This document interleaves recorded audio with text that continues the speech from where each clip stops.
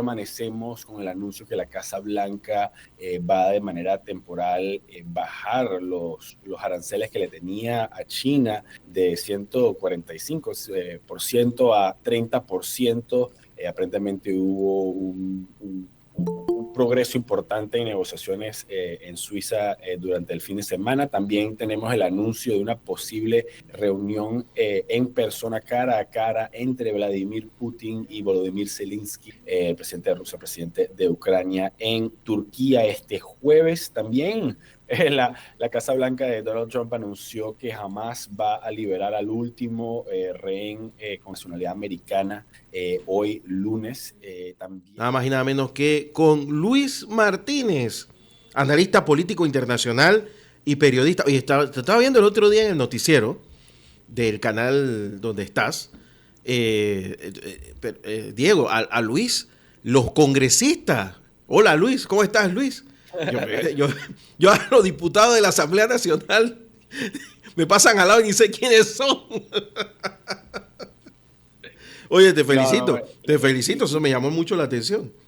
gracias, don Guillermo. Bueno, esa parte de lo que uno tiene que hacer como labor periodística aquí en Washington, D.C. es siempre pelarle los dientes a los congresistas aquí y ser siempre muy amable, porque al final del día hay que tener sus respuestas ante importantes preguntas. Y bueno, del viernes para lunes el mundo ha cambiado de una manera increíble.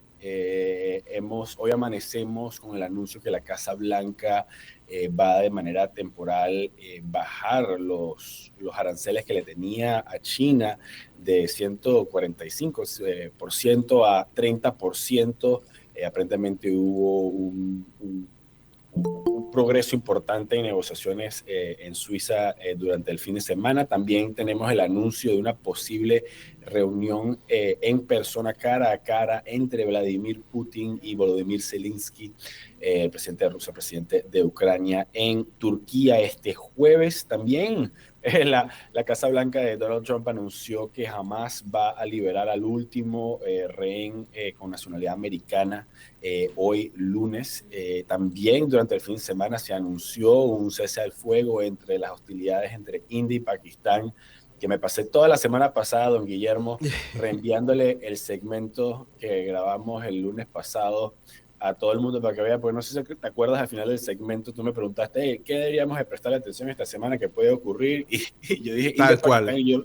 y yo pensé, la audiencia va a decir, este tipo, si con todos los conflictos que hay en el mundo, ¿por qué está hablando de estos dos países que como que nada? Y resulta que estaban al punto. Y bueno, ahorita menciono más detalles de eso, pero además también el viernes pasado, que seguro lo han comentado en la frecuencia de Radio Ancon, estuvo Xi Jinping en Rusia, estuvo Nicolás Maduro en Rusia, estuvo Alexander Lukashenko en Rusia, todos reunidos para el 80 aniversario de la victoria del ejército rojo ruso sobre la Alemania nazi, la Segunda Guerra Mundial. Bueno, también hubo esas reuniones bilaterales entre todos estos líderes que acabo de mencionar en Moscú. Y me imagino que a partir de esas reuniones es que se dan toda esta escalada de progresos en distintas negociaciones, porque estamos hablando, por lo menos entre Vladimir Putin y Xi Jinping, de los puppet masters, de los títeres, de los que controlan los títeres a nivel mundial cuando estamos hablando de regímenes autoritarios, ¿no, don Guillermo?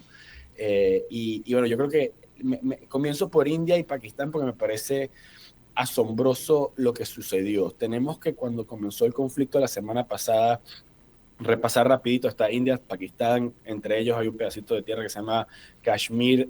India reclama territorio de Kashmir, Pakistán reclama territorio de Kashmir, e inclusive esta China tiene reclamos territoriales sobre esta zona. Hubo un atentado terrorista en la zona de Kashmir controlada por India. El gobierno indio culpa al gobierno de Pakistán, que según India apoya o permite las operaciones de estos grupos terroristas en su país, y producto de este atentado entonces India empezó a bombardear.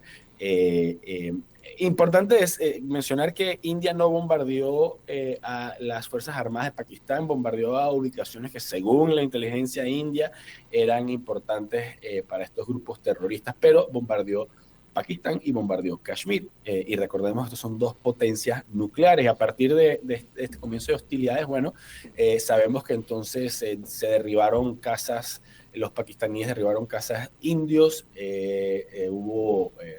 se dispararon ambos países y el fin de semana el gobierno de la administración Trump inicialmente había dicho que, inclusive el vicepresidente había dicho que ese problema es de ellos, eso no tiene nada que ver con los Estados Unidos, y en menos de 48 horas fue J.D. Vance y el presidente Donald Trump y Marco Rubio con una serie de llamadas intensas entre la administración de Narendra Modi en la India y el gobierno de Pakistán lograron un alto al fuego.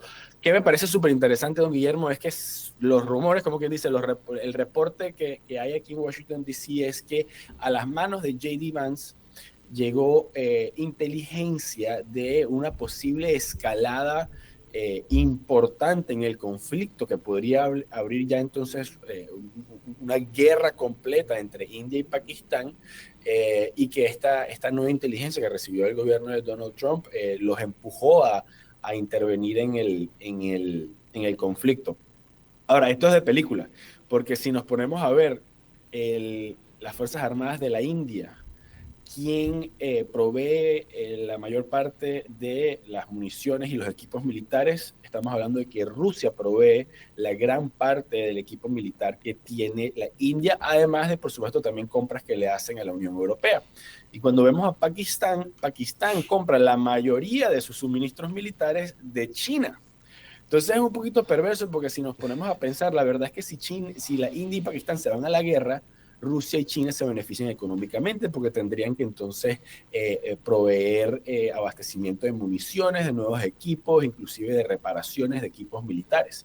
También muy interesante es que los pakistaníes desplegaron sus cazas de combate que le compraron a China, el J-10, un caza que nunca había visto combate. Entonces ese caza lo compraron los pakistaníes hace como 15 años o más, y es un caza que nunca había visto combate y fue muy efectivo.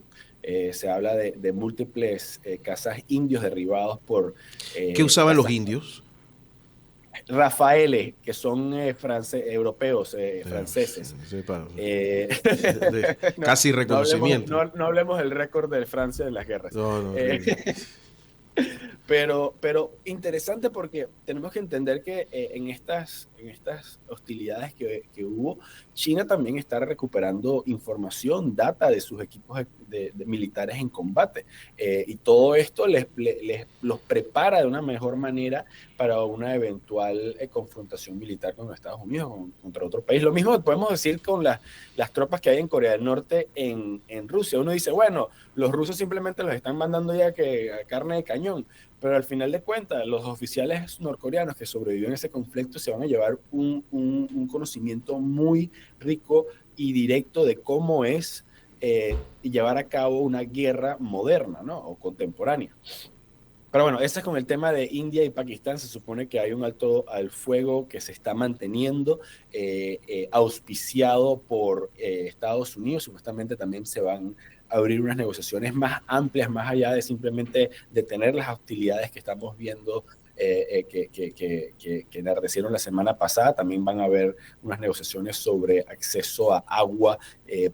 India controla unos ríos que suplen en una gran cantidad de agua a Pakistán, y esto fue una válvula de presión que utilizó el gobierno de la India en contra de Pakistán, que aumentó las tensiones, porque por supuesto sin agua muchas cosas no funcionan como los seres humanos.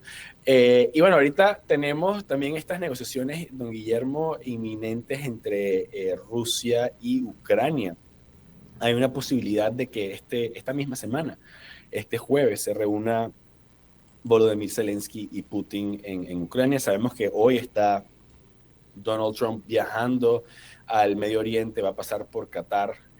Hay también una controversia ahí, don Guillermo, no sé si han visto los titulares, los rumores de que el gobierno de Qatar va a otorgarle como un regalo el gobierno de los Estados Unidos, bueno, en particular al presidente Donald Trump, un 747 valorado en más de $400 millones, un 747 de lujo además, que se supone que el regalo tiene la intención de reemplazar al Air Force One, lo cual es una locura, porque uno pensaría que el Air Force One no te lo puede regalar un gobierno extranjero, y mucho menos un gobierno extranjero que no es democrático, ¿no?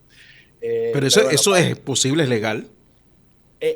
Bueno, se supone que los presidentes pueden recibir regalos de otros países con permiso del Congreso cuando son de un tamaño como tal, pero lo que pasa es que el presidente no se lo queda. Normalmente el regalo es para el gobierno Claro, de los claro. Estados Unidos.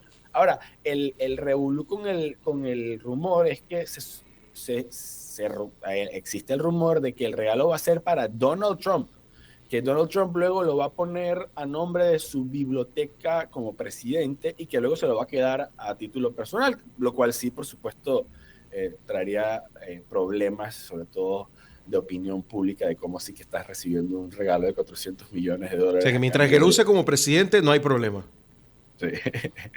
Pero bueno, muchas cosas sucediendo esta semana, y ya veremos cómo se desarrolla. A mí me parece muy interesante que todo ocurrió luego de, de ese desfile militar en Moscú, en donde los Dr. Evil y sus secuaces se reunieron. Sí, sí, sí. Y entonces a partir de que, bueno, ya negociaron entre ellos cómo van a darle la cara a Estados Unidos en todos estos distintos frentes, porque son los mismos personajes que se repiten. Si queremos ver el conflicto en el Medio Oriente, China y Rusia están también involucrados en eso. Si queremos ver el conflicto en Ucrania, China y Rusia están involucrados en eso. Si queremos ver la guerra de aranceles, la guerra económica que existe, también China y Rusia están involucrados, y sus secuaces en permitir que nuevamente China y Rusia evadan todas estas sanciones y evadan las normas del sistema internacional. Bueno, se están preparando para un anuncio del día de hoy que el presidente Trump lo ha promovido como si fuera un reality show. O sea, que va a ser el gran anuncio más espectacular de la historia de la humanidad, algo así. Y no sé si tienes algún adelanto, Luis. Claro, sí, pasó todo el fin de semana, nos tenía así como que, bueno, ¿cuál será? Paz en Ucrania, no sé, el fin del conflicto en el Medio Oriente, no sé, algo muy interesante, pero a ver, darle un poquito una antesala a los detalles del anuncio que ya dio Donald Trump en sus redes sociales, y es que esta guerra económica, esta guerra de aranceles que está librando el presidente Donald Trump ha afectado los mercados de valores, ha afectado los pronósticos económicos de crecimiento, y tiene a muchas personas en los Estados Unidos preocupados del futuro económico del país, el futuro económico personal, y por lo tanto hay una necesidad inmediata para la administración Trump de tener algún tipo de victoria, ¿no? Porque ya estamos a más de 100 días del inicio del gobierno de Donald Trump, y la verdad es que más allá de frenar el flujo de migrantes a través de la frontera sur, el resto de sus promesas permanecen incumplidas, y bueno, tampoco podemos pensar que en 100 días las iba a tener todas, pero él las prometió, que el día 1 iba a resolver todo, y ya estamos a más de 100 días y solo ha resuelto la de la frontera, algo que significativo, muy importante, muy exitosa la estrategia, pero resulta que una vez resuelta el problema de la frontera ya no genera, resolviste un negativo, no sumaste un positivo. Entonces, ¿cuál fue el anuncio que dio Donald Trump ayer? Fue que va a firmar una orden ejecutiva hoy para reducir los precios de los farmacéuticos aquí en los Estados Unidos entre un 30 y un 80%. Y lo que va a hacer es, va a firmar una orden ejecutiva que pone a los Estados Unidos en un orden preferencial de exportación, de venta de exportación de farmacéuticos, que equipare al país que se le venda a los precios más baratos. Entonces, interesante, por supuesto, una medida que no hay que ponerle mucha mente y saber que es una medida populista. Se está haciendo a través de una orden ejecutiva que obviamente va a ser discutida en las cortes y probablemente echada para atrás, le pone, por supuesto, también la presión a los congresistas republicanos de, bueno, si echan para atrás la orden ejecutiva, si el órgano judicial echa para atrás la orden ejecutiva del presidente, si el Congreso va a actuar y entonces codificarla a través de una legislación. Es un tema que en los Estados Unidos es muy popular. Aquí, bueno, yo me imagino que hasta en Panamá estarán enterados a través de la televisión y las películas, como en Estados Unidos la medicina y la salud es muy cara, en particular las farmacéuticas, que una pastilla que te puede costar $10 en Francia o en Panamá te cuesta 80, 100, 120, $300 en los Estados Unidos. Entonces, bueno, eso, un anuncio, veremos la reacción en las encuestas, cómo la gente se siente, veremos cómo se implementa, veremos también qué tan rápido se pueda ver algún tipo de cambio en los precios en las farmacias aquí en los Estados Unidos. Pero a lo que voy, ese anuncio, el más importante que ha hecho Donald Trump en sus cuentas de redes sociales en su vida, una medida, a mi análisis, bastante, muy claramente populista para ganar puntos en un momento en donde la administración Trump está negociando muchas cosas sin obtener resultados inmediatos, con una presión de la opinión pública, avivada, por supuesto, por los medios de comunicación, pero real, bueno, una preocupación de cuál es el futuro económico del país y de las personas. Bueno, y una cosa más también interesante, un detalle, esta semana se discute en los Estados Unidos, en el Congreso, una legislación que se supone que es la más importante del gobierno de Trump, que en inglés es el Reconciliation Bill, en donde van a intentar de aumentarle los impuestos a las universidades que tengan un endowment mayor de X cantidad de millones de dólares. En otras palabras, le van a cobrar más impuestos a Harvard, Yale, Columbia y a todas estas Ivy Leagues que tuvieron protestas pro Hamas el año pasado.